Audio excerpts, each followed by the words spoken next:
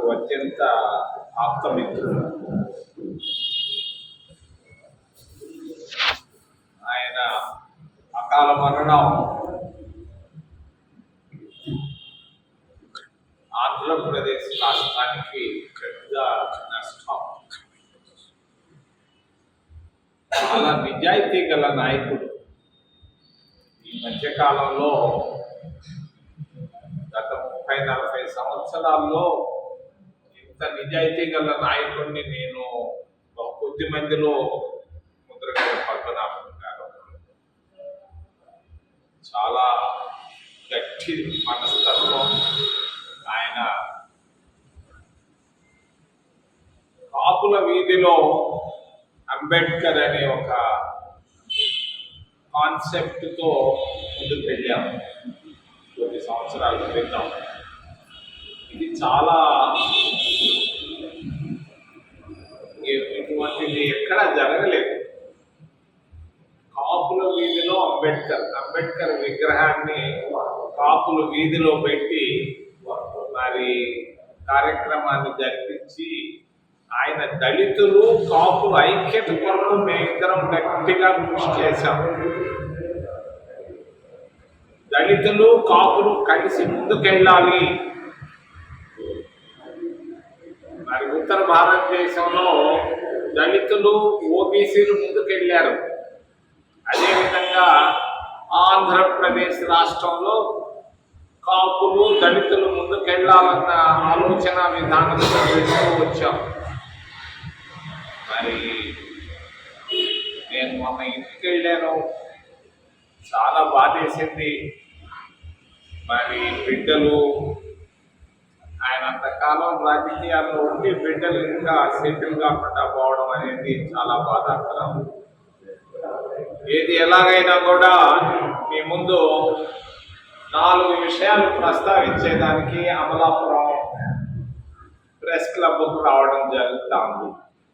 ఈ రోజు ఉన్నటువంటి భారతదేశ రాజకీయాలు చాలా అధ్వానంగా ఉన్నాయి, ఆందోళనకరంగా ఉన్నాయి. నరేంద్ర మోడీ గారు 12 సంవత్సరాల ప్రధానమంత్రిగా వారు ఏమి సాధించారు? మరి ముఖ్యంగా ఆయన చెప్పాడు, అయోధ్యలో టెంపుల్ కడతామని భారతీయ జనతా పార్టీ చెప్పింది. సంతోషం, అందరం ఆహ్వానించాం, ఆనందించాం. మరి ఒక రాముడు దేవుడి పేరు మీద పెట్టి కోట్లాది రూపాయలు కలెక్ట్ చేశారు.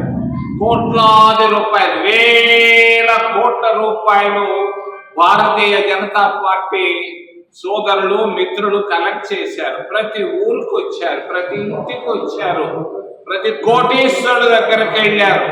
ప్రపంచంలో ఉన్న ప్రతి హిందూ దగ్గర డబ్బులు కలెక్ట్ చేశారు.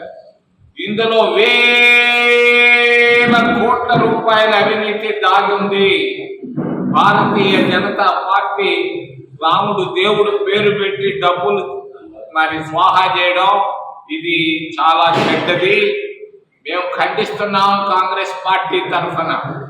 వెంటనే దీనిపైన సిబిఐ ఎంక్వైరీ జరిపించి తీరాలని మేము కాంగ్రెస్ పార్టీ తరఫున మరి కేంద్ర ప్రభుత్వాన్ని, నరేంద్ర మోడీ గారి ప్రభుత్వాన్ని మేము డిమాండ్ చేస్తున్నాం. ఎందుకు? తిరుపతిలో చిన్న తప్పు జరిగింది, బూందీలోనో లడ్డులోనో, దానిపైన సిబిఐ ఎంక్వైరీ చేశారు. అదే విధమైనటువంటి ఎంక్వైరీని, సిబిఐ ఎంక్వైరీని మరి నిధుల పైన వెంటనే విచారణ సిబిఐ ద్వారా జరిపిస్తూ అది సుప్రీంకోర్టు పరిధిలో జరగాలి. అప్పుడే దోషులు బయటకు వస్తారు, అసలు విషయాలు బయటకు వస్తాయని తెలియజేస్తూ, రెండవది దీనిపైన కూడా విచారణ అవసరం.